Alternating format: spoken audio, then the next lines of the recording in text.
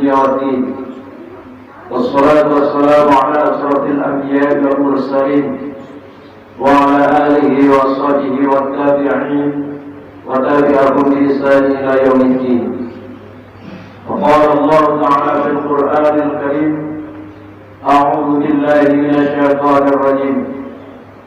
يا أيها الذين آمنوا اتقوا الله حق تقاته ولا تموتن إلا وأنتم مسلمون. وقال أيضا: يا أيها الذين آمنوا اتقوا الله وقولوا قولا سديدا يصلح لكم أعمالكم ويغفر لكم ذنوبكم ومن يطع الله ورسوله فقد فاز فوزا عظيما. وفي آية أخرى: شرع لكم من الدين ما وصى به نوح والذي أوحينا إليك وما وصينا به إبراهيم وموسى وعيسى أن أقيموا الدين ولا تتفرقوا به كبر على المشركين ما تدعوهم إليه الله يستبي إليه من يشاء ويهدي إليه من يريد. وقال أيضا: شهر رمضان الذي أنزل فيه القرآن هدى للناس وبينة من الهدى والفرقان فمن شهد منكم الشهر فليصمه ومن كان مريضا أو على سفر فعدة من أيام أخرى يريد الله بكم اليسر ولا يريد بكم العسر ولتكملوا العدة ولتكبروا الله على ما هداكم ولعلكم تشكرون. وقال النبي صلى الله عليه وسلم: تركت فيكم أمرين ما إن تمسكتم بهما لن تضلوا أبدا كتاب الله وسنة رسوله. اللهم ارحمنا بالقرآن. Jamaah rahimakumullah, di hari yang mulia, di tempat yang mulia menurut pandangan Allah dan Rasulnya, kita selalu memuja dan memuji Allah karena sampai detik ini Allah masih tetap memberikan kenikmatan-kenikmatan kepada kita.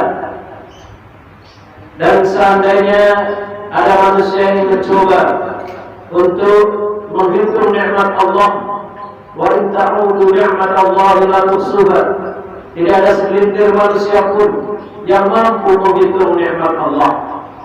Tapi terkadang kita sebagai manusia, ketika Allah telah memberikan nikmat yang begitu banyak, dan di dalamnya ada nikmat yang paling a'zam, yaitu nikmat iman dan juga nikmat Islam, justru di antara kita kebanyakan umat Islam tidak mensyukuri hal itu.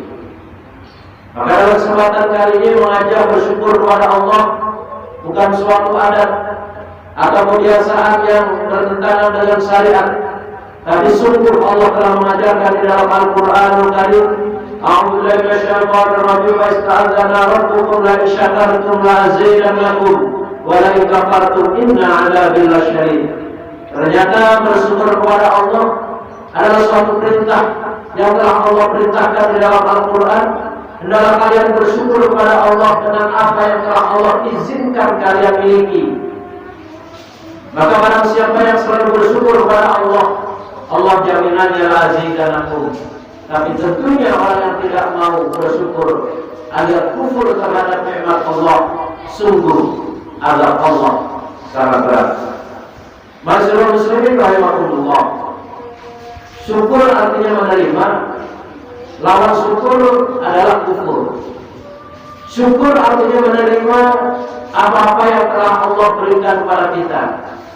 Di antaranya ketika sebulan penuh kita menyimak dan mengikuti kuliah-kuliah subuh, kuliah-kuliah tarawih. Biasanya seorang ustaz atau mubalik menyampaikan sebagaimana yang telah tadi saya bacakan dalam mukadimah, Syahrul Ramadan alladzi unzila fihi al-Qur'an hudan linnas. Yang Allah berikan kepada manusia, di antaranya nikmat yang paling besar dan agung adalah ketika Allah memberikan kepada manusia ini adalah Al-Quran. Jadi artinya orang yang bersyukur adalah orang yang menerima Al-Quran sebagai hudan, sebagai petunjuk dalam kehidupan sehari-hari. Orang yang bersyukur adalah orang yang menerima Al-Quran sebagai Al-Hakim, dari kata-kata hakama, artinya hukum ataupun undang-undang.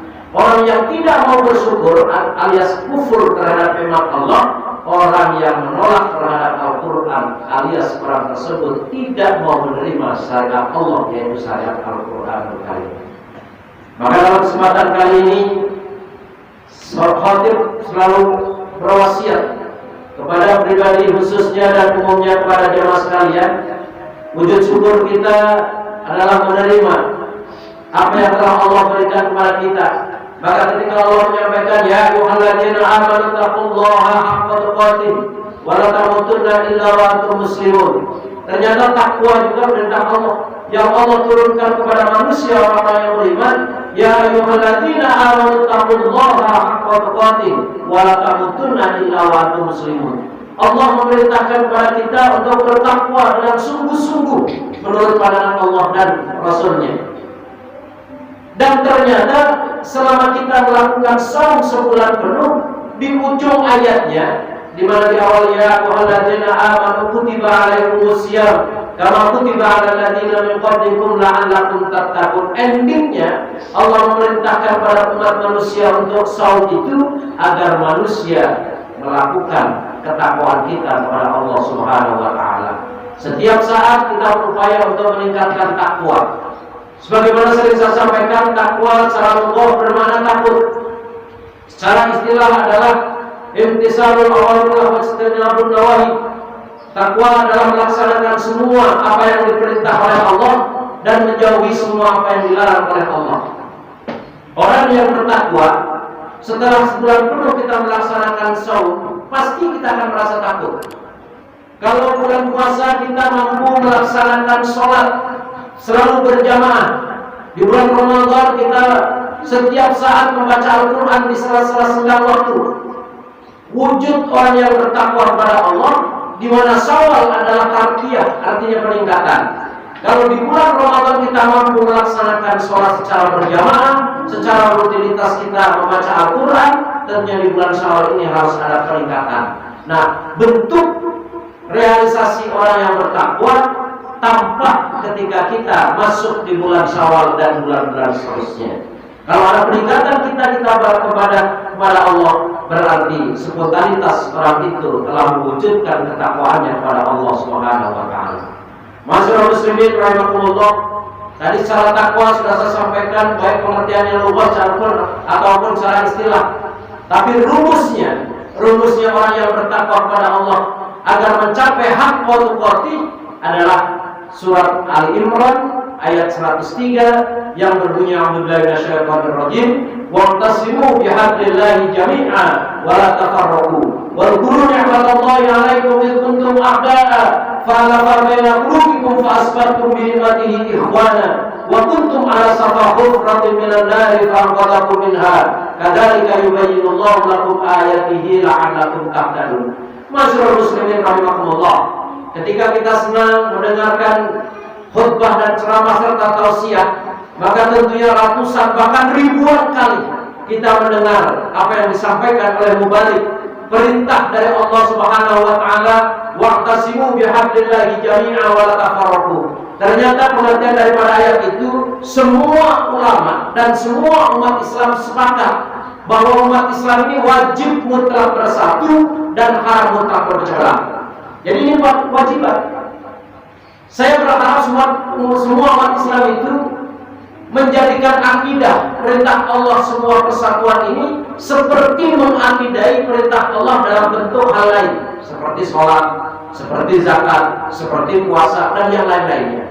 Contoh kecil, karena orang setiap saat dari akhir balik dia selalu mendapatkan materi tentang aqimus sholat wa atuz zakah, maka hampir semua umat Islam yakin betul bahwa sholat itu adalah wajib. Dimanapun kita berada, ketika masuk waktu sholat, apalagi khususnya waktu sholat Jumat, pasti ketika kita tidak berada di masjid-masjid Allah, yang ada di hati kita adalah rasa kegelisahan. Kenapa? Karena kita sudah mendapatkan panggilan dari Allah untuk melaksanakan sholat, tapi posisi kita belum mendekatkan diri kepada Allah Subhanahu wa Ta'ala. Seandainya perintah bersatu ini diakidai seperti kita mengakidai kewajiban kita untuk melaksanakan sholat, saya yakin umat Islam seluruh dunia hari ini berupaya untuk bersatu. Tapi karena jarang disampaikan, sehingga umat Islam ini bersatu ataupun tidak ada masalah. Ketika ditanya, Kang atau Mas atau Ami, sudahkah antum bersatu dalam Islam? Waduh, kita belum pernah dapat materi yang semacam ini. Kenapa? Karena memang tidak pernah disampaikan.